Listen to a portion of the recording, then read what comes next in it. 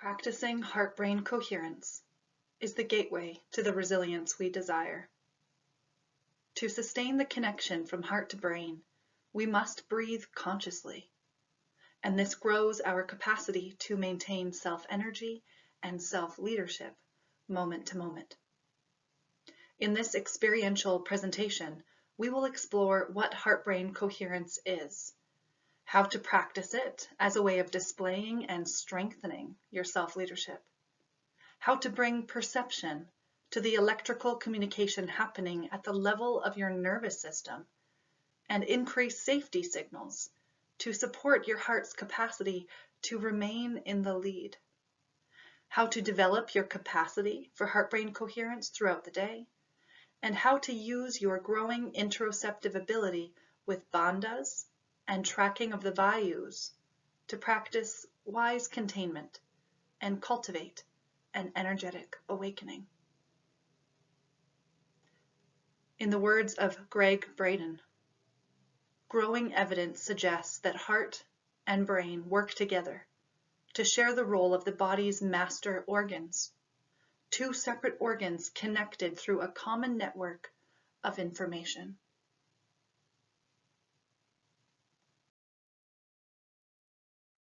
The heart contains 40,000 specialized neurons called sensory neurites, which form a communication network within the heart itself. The heart stores memories as well as detects changes within the body, all of which it then converts into the electrical language of the nervous system so that it can be communicated to the brain to make sense of what we feel and to meet our needs accordingly. The heart's electrical field is 40 to 60 times stronger than the brain's. And there are 5 times more neural connections traveling from heart to brain versus brain to heart. A felt sense of connection with the heart, along with heart-centered breathing, is a predictable way to bring the body into coherence and harmoniously align all systems to the heart as the master conductor. The heart can work independently of the brain, and it is also capable of working in harmony with the brain. This harmonious relationship is called heart-brain coherence. We feel it as our heart rate takes on a smooth and steady rhythm, and the mind follows, and oscillating to a slightly quicker rate as we receive a slow, spacious inhale, and decreasing its rate as we release and surrender on the exhale. When we are in a state of coherence, we are more receptive, sensitive, and resilient to the waves of life, to the information emitted from others, and the orchestra of sensation within ourselves. It supports our ability to be response-able versus reactive. In coherence, the heart releases oxytocin, which then activates the release of nitric oxide, which then opens and expands throughout all blood vessels of the body, creating ease of communication and delivery body-wide. Gregg Braden says, the research has shown that when we create rejuvenating emotions, such as appreciation, love, patience, awe, care, gratitude, and compassion, the signal from heart to brain becomes more harmonized to reflect the quality of the emotions. In the presence of a harmonized signal, there is no need for the fight or flight response.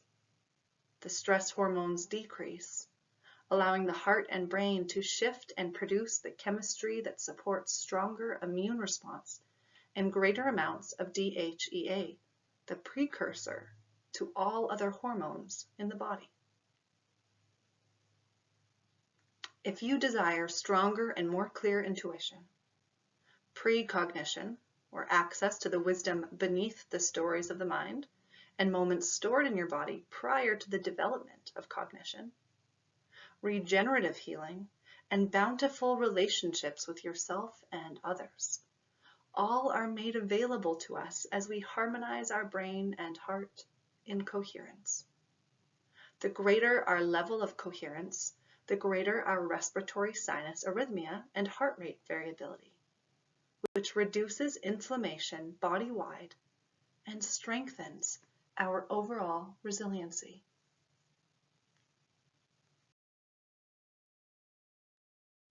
When we practice cultivating more space and trust in our system, we allow our heart and self and breath to lead.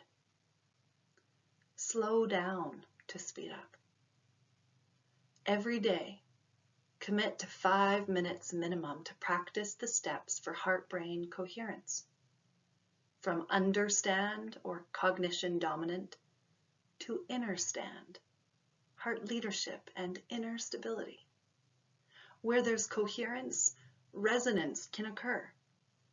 Coherence refers to a unified connection or the quality of relationship that creates a unified whole between parts, whereas resonance is the interaction between two vibrating systems. With resonance, a deeper quality of relationality is formed, and the two objects in coherence can vibrate at a comparable frequency and begin to resonate with greater amplitude.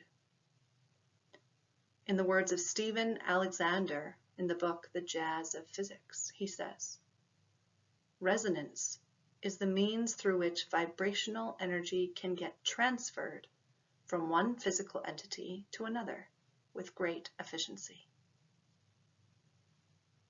Let's practice. Settle into a comfortable seated or laying down position and bring your awareness to your breath. Feel into your posture, aligning your spine, subtle tuck of your chin, mouth closed, gentle contact of teeth, tongue spread at the roof of your mouth. With every inhale, feel the spaciousness in your body.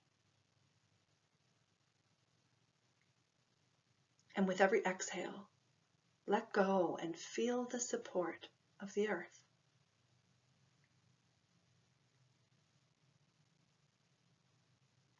Slowly find a balanced and nourishing rhythm in your breath.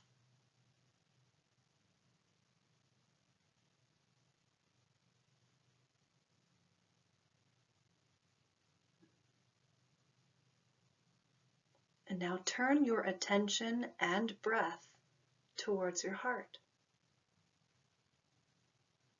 And allow a few spacious, slow, nourishing breaths to awaken, massage, soothe, and flow in and around your heart area. Breathe in slow motion, as if you could expand the present moment and gift your heart a bit more space and time to align with your breath.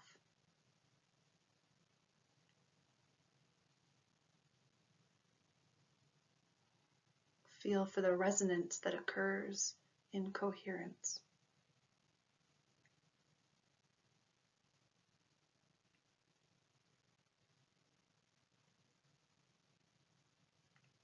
Sustain your attention on the energetic qualities of your heart. As your balanced breath regulates your system and gives you time to savor the subtle change in heart rate from inhale to exhale. It might feel good to place one hand on your heart to include your attuned touch, or use your hands wrapped around the sides of your ribs if you need support to slow your breath down.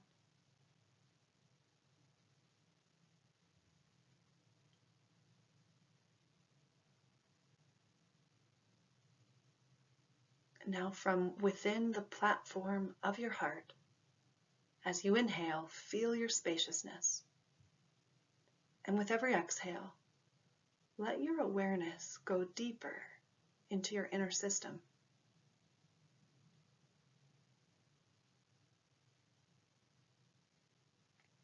As you go deeper, you may notice some part of your body or mind that appears to remain contracted, manifesting as tension, pain, distraction, fear, confusion, managing or efforting,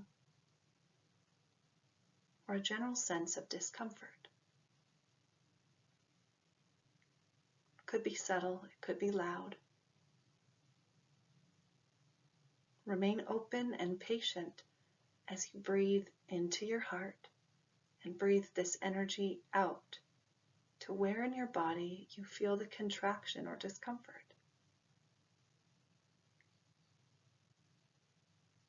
Do this for several breaths.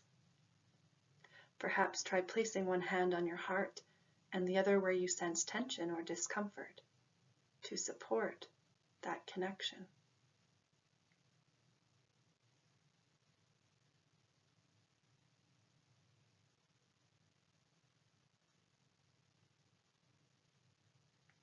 You could also experiment with using a part of your self-compassion mantra infused into the messenger of your breath, sending words of resonance and understanding to the area of your body needing this loving attention. Some examples are, yeah, this is hard. It's okay to feel this. You're not alone. This is hard for everybody. It's okay to take your time.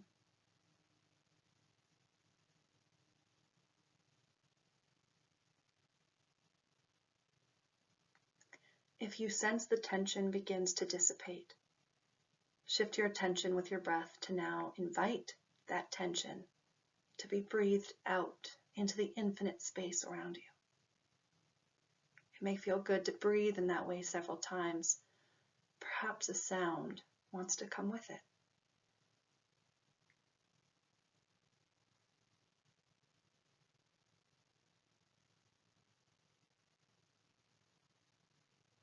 You may feel called to continue with this for a while, or to shift the same practice to another area of your body.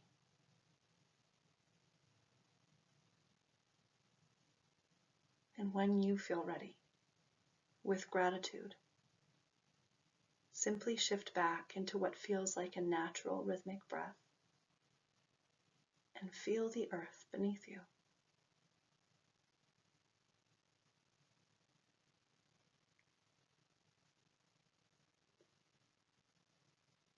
Press pause if you need some more time.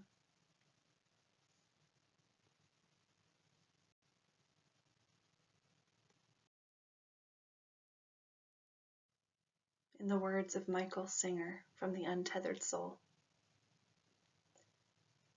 the only thing you have to know is that opening allows energy in and closing blocks it out. Now you have to decide whether or not you want this energy. How high do you want to get? How much love do you want to feel? How much enthusiasm do you want to have for the things you do?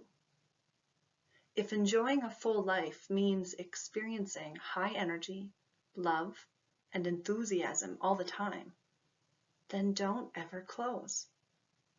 Closing your heart does not really protect you from anything.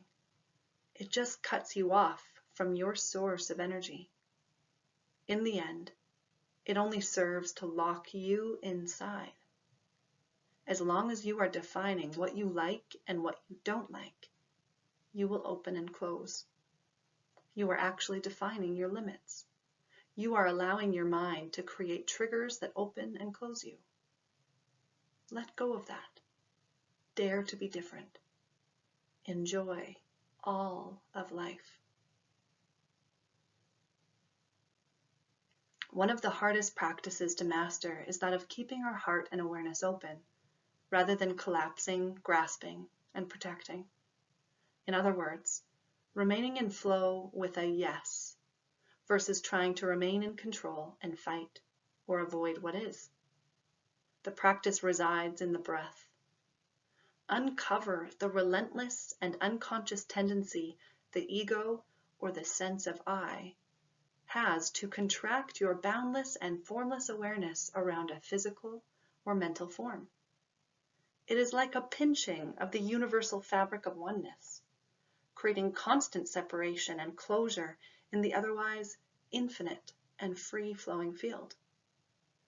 This is your ego's default mode, not bad or good, simply the automatic reaction for this part of the human psyche that strives to survive, to manage, to avoid pain and seek pleasure. Instead, emulate the sky, open, boundless, and light as air. Notice the clouds and storms as they roll in and out, and remain steady in your remembering that you are not just what constantly changes. You are the unchanging, the ever-stable and expansive sky that houses it all. In the words of Chiang Tzu, the perfect person employs the mind like a mirror. It receives, but it does not keep. It allows, but does not grasp. Freedom is found when we first realize we are trapping ourselves by restricting our breath. When we notice these contractions and restrictions, we can practice meeting them with a willingness to open and feel. As Trevor Yillick says, quote, "All of these shifts in breathing, the constriction, bearing down, and suspension of breath, are functional at the moment of an encounter with the stressor. They serve a distinct purpose and are part of a larger cycle.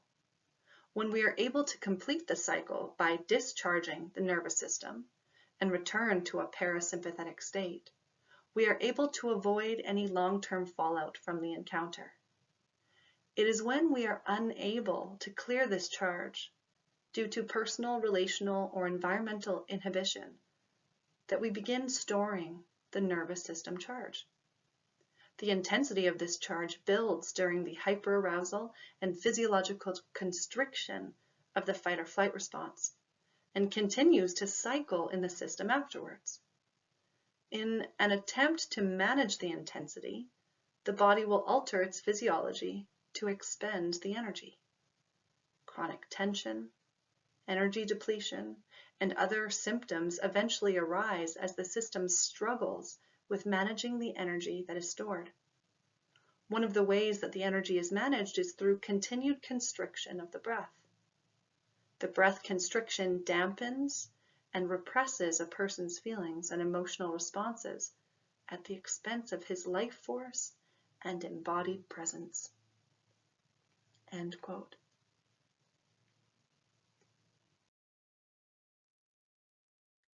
What one person's nervous system perceives as a danger signal versus someone else is quite subjective, as we learn from experience and are being shaped moment after moment. Safety at the level of the nervous system is not just a lack of danger signals. It is something special. It is the voice of a nurturing mother, the pause and awe of taking in the sight of a warm and expansive sky at sunset.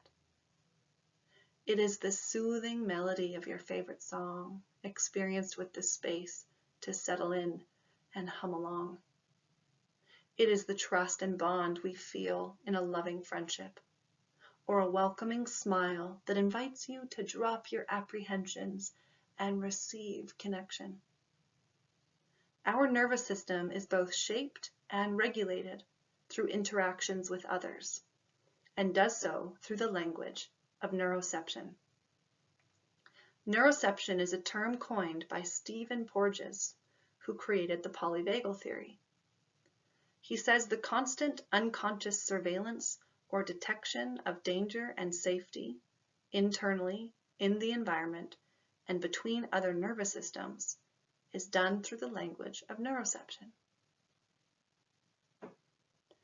Stephen Porges and Gabriel Cram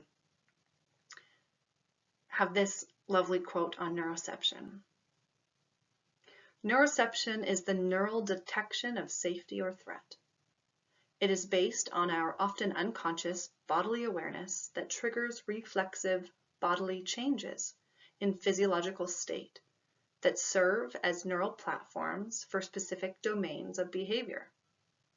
When mammals experience a neuroception of safety, our bodies become regulated by ventral vagal pathways. When we experience neuroception of threat, this ventral vagal system withdraws, and we retune from supporting homeostasis, connection, rest, and digest, to responding with one of two defensive systems: a sympathetic fight or flight system that increases arousal and prepares our body to actively respond to danger, or a dorsal vagal immobilization system to shut down the body in response to life threat. In the absence of awareness, our body decides for us which neural platform arises. As long as we survive, the body has chosen wisely.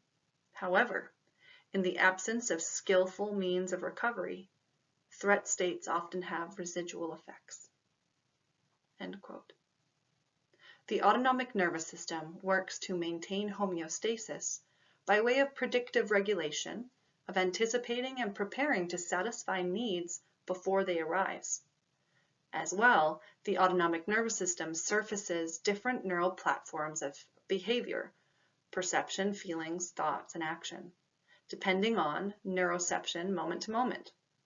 Right? So the ventral vagal, the sympathetic, and the parasympathetic, which can be a prediction based on past experience versus the appropriate response to the present moment as it is. We can learn to bring perception to neuroception. Safety is not a cognitive experience. It is an embodied experience. As Deb Dana says, neuroception is objective in that we all have an autonomic nervous system continuum of safety and danger, and subjective in that our experience informs our own movement along that continuum. If something seems out of proportion, it often is something from the past being touched in the present moment. Or in other words, if it's intense or hysterical, it's past tense or historical, touching wounds from the past. By learning to pause and bring loving attention and self-compassion to what we are feeling, we can change the memory as it is stored in our body and release the charge. And by practicing heart-brain coherence, we are increasing internal safety signals.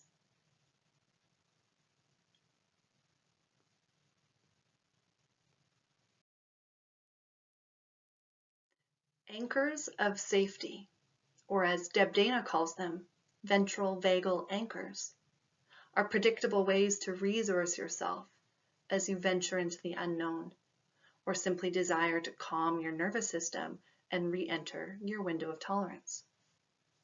In a moment of sadness or stress, stepping outside to feel the earth and sunshine on your face would most likely be received neuroceptively as a signal of safety.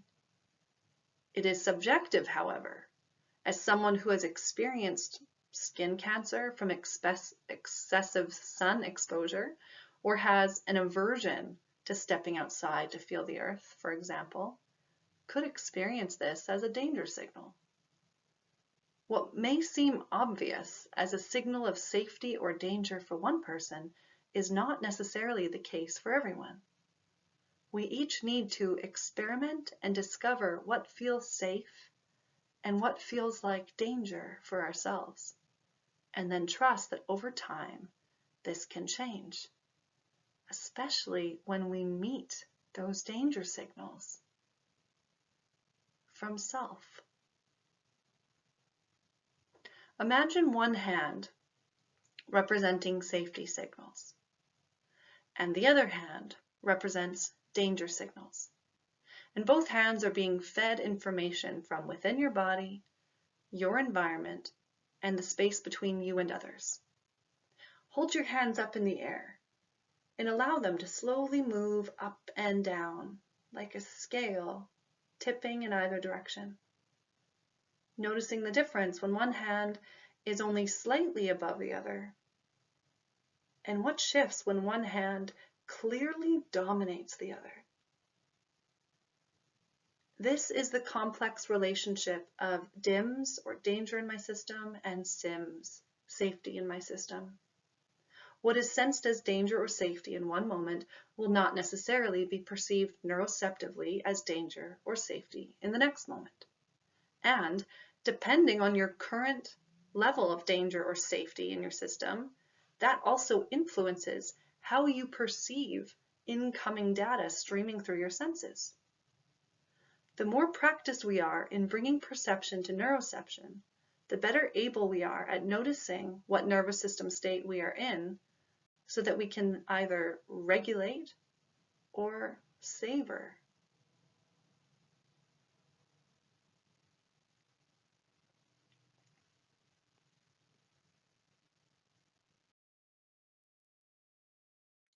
In Sanskrit, prana is made up of two root syllables.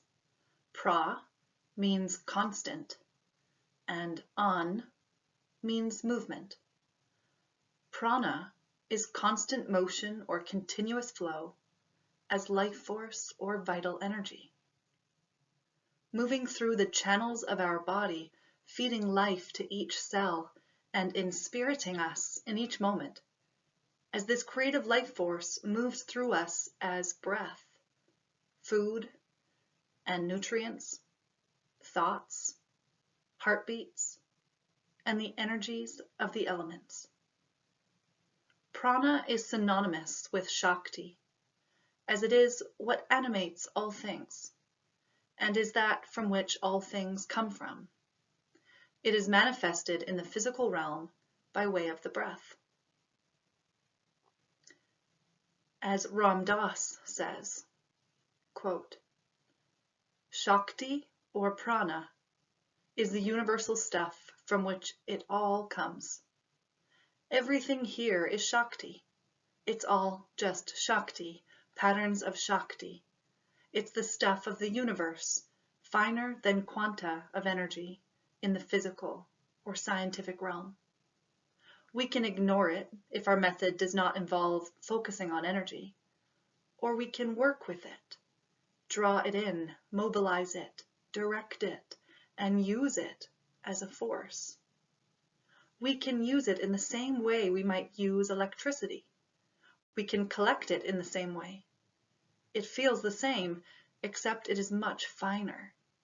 We can draw it in and draw it in and draw it in, and we will experience new realms of perception and new powers. Before we are done, we will be subject to, or must surrender to, intensities of energy that grow and grow and grow until they are nothing short of all of the energy of the universe. And to the extent that there are impurities within us, or paranoia, or a body that is not kept in a good shape, when we start to tune in to these higher energies, we can really blow our circuits or shake ourselves very badly. When we see people shaking, all that bouncing energy stuff, that doesn't have to be. That is because the person is trying to put 220 volts into a 110 volt system. The process of purification is preparing ourselves as containers to handle more and more energy, more and more love. And for that, we need quieter and quieter minds, and stronger bodies, and more open hearts. There are a lot of different traditions, some of which are very much oriented around Shakti, Kundalini Yoga, for instance. Others recognize and use these energies in another manner. When we just work with Shakti, we get great power. But unless that Shakti is perfectly balanced with wisdom and the empty mind and love, it can be extremely destructive. Similarly, if we only work with our intellect and with the emptying of our mind, as in some yogas, and we fail to open our heart, our journey becomes very dry and brittle. Ultimately, no matter what our methods, we have to get a very even balance between our energy, heart, and mind.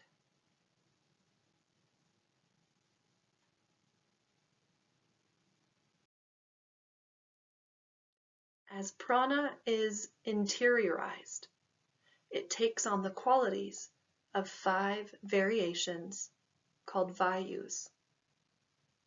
Vayu means to blow. It's also the name of a primary Hindu deity, the Lord of the Winds, as well as the deity of breath. Prana is created in one's heart, as well as entering the body from the food we eat, the air we breathe, and from absorbing the energies of the elements. Vayu, as interiorized energy, is prana confined or sealed in the body through the practice of bandhas, our internal locks, meditation, and sense withdrawal or pratyahara. Your own breath, like Vayu, is a natural explorer who, if given the opportunity, can wander, roam, investigate, and open up the vast interior, psychological, and physical spaces within your body. The practice of knowing the breath intimately opens one's ability to enjoy the breath's wandering spirit, to heed the inward call to adventure as a hero's journey, as we explore the full extent of inspiration and expiration, and the wisdom garnered as we dwell in the void, in the gaps between breaths. Vayu is found in 5 regions or territories inside the body. We have already detailed and practiced the first 2, which we will review here, and then continue on to explore the remaining 3. We start with prana vayu, the in-breath.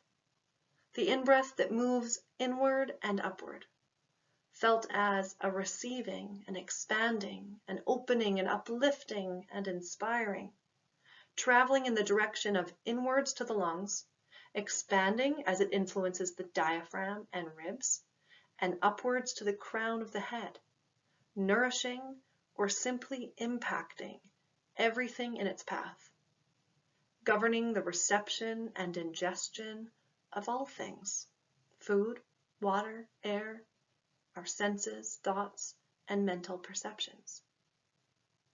Apana vayu is the out-breath. The out-breath or descending breath, felt as contractive, grounding, and rooting, with a downward pull as a surrendering to gravity. It governs the lower half of the trunk of the body, from the pelvic diaphragm and anus to the navel. It is associated with elimination of food and water, reproduction, and exhalation. It is the basis of our immune system and eliminates waste materials and negative sensory experiences. When these first 2 come into balance, a third emerges, samana vayu, the equalizing, balancing, or mid-breath, situated in the solar plexus. Prana is gathered from the entire body to the area from the base of the heart to just below the navel. Samana heightens concentration and the consolidation of one's life force by way of controlling digestion of food and water, absorption of oxygen in the lungs, and its ability to absorb and assimilate experiences. It's associated with the solar plexus, or the seat of our digestive fire. Like a power station, samana collects energy absorbed through breath, food, sensory perception, and mental experiences and processes it to empower all aspects of our life.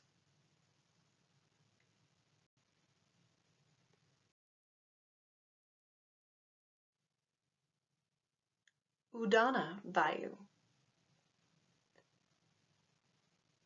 Samana, Udana, and Vyana are known as secondary Vayus. Udana is the second on the list.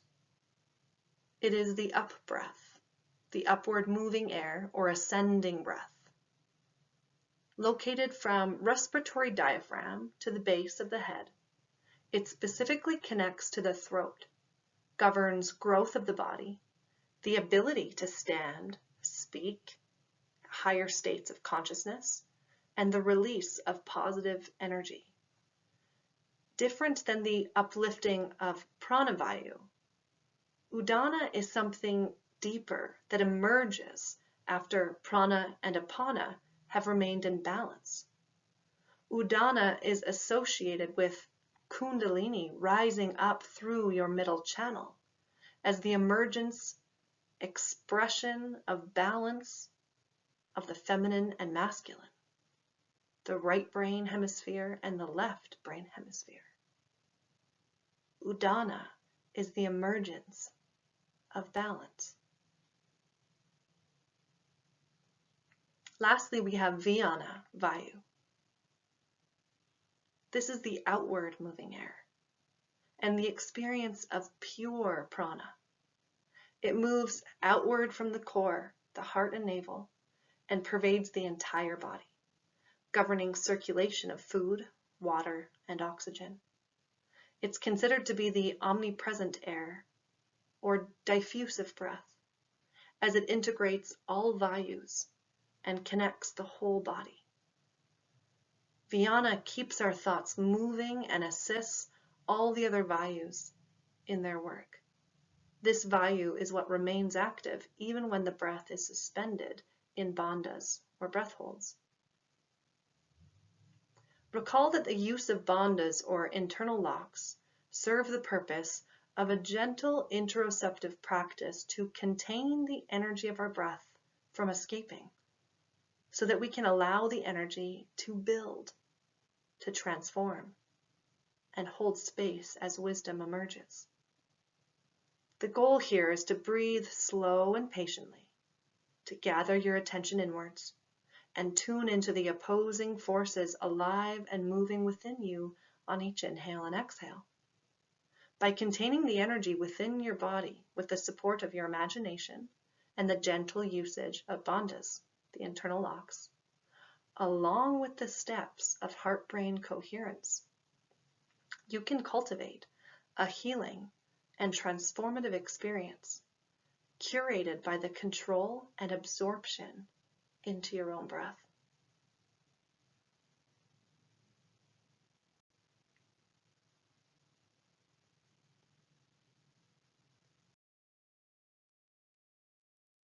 Let's practice. Start by finding a comfortable seated or laying down position with the support you need.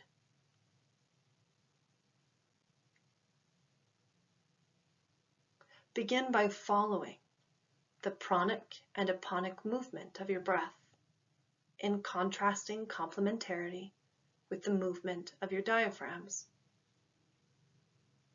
So as you inhale, feeling the uplifting energy of prana and the simultaneous grounding of your diaphragms.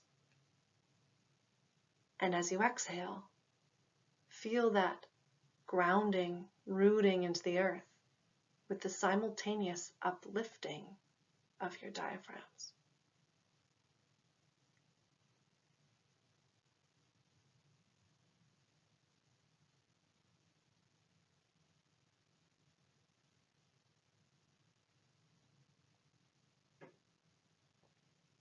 And now begin to breathe in a box breath rhythm.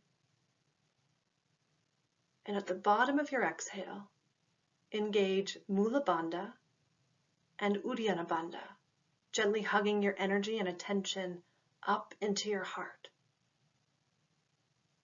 And then release, relax, to slowly inhale. And at the top of your inhale, pause and tuck your chin for Jalandhara Bandha, containing your attention and energy in your heart. lifting your chin to neutral, and then exhale. Continue for several rounds.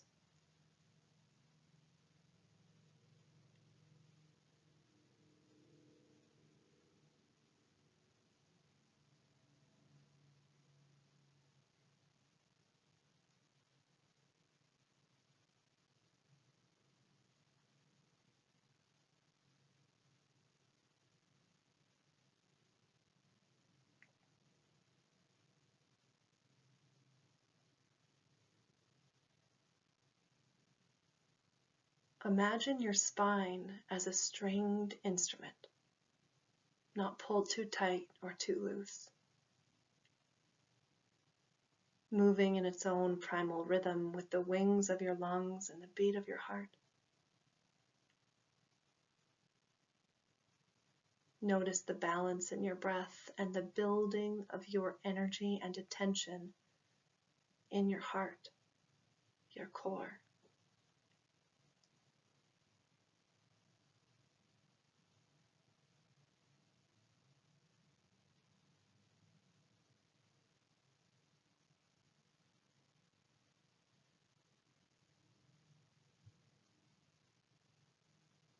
Allow and open to the upward moving of your energy, playing on the strings of your spine.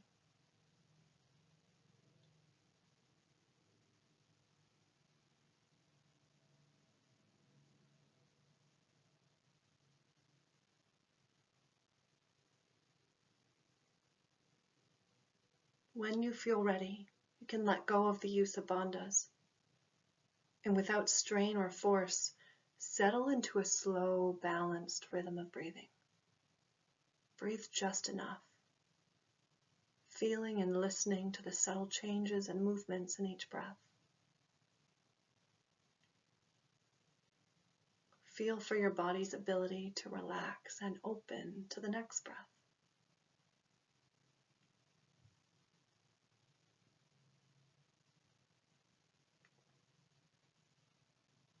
Breathing in slow motion. As you inhale, direct your breath and awareness to your heart, as if you are breathing directly into your heart.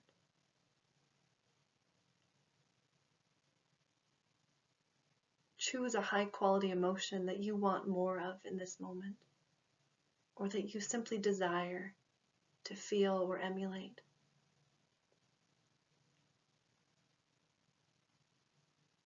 Activate it at the heart level. Breathe into it. Feel it. And as you exhale, imagine that emotion expanding in all directions, through you and around you, into your environment.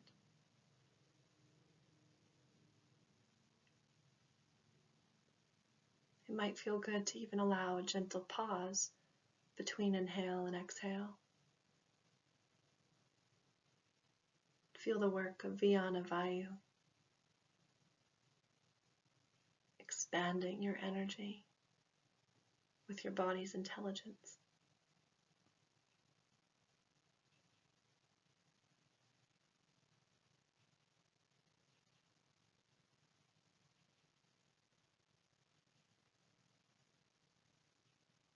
You could also imagine a particular person in your life you want to share this emotional quality with.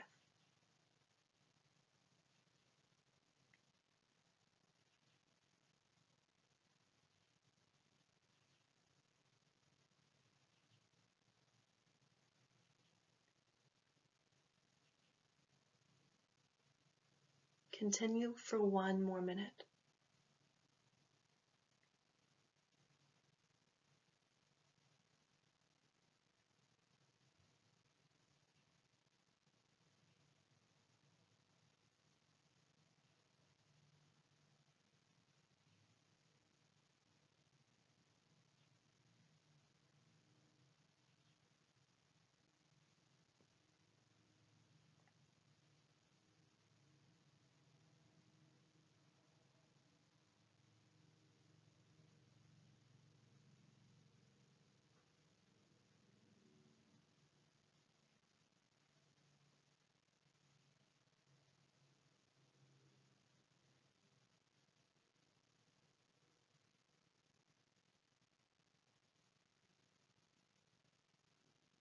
I encourage you to commit for 1 week to practice this or a variation of heart-brain coherence every day,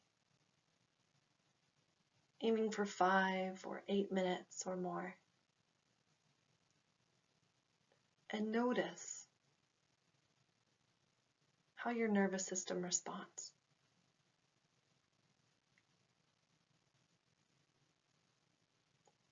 In the words of Alexander Lowen from Bioenergetics Therapy, every king needs an advisor. Every heart needs a head, which will provide it with eyes and ears so it can be in touch with reality. But do not let the head presume to rule. That is betrayal of one's heart.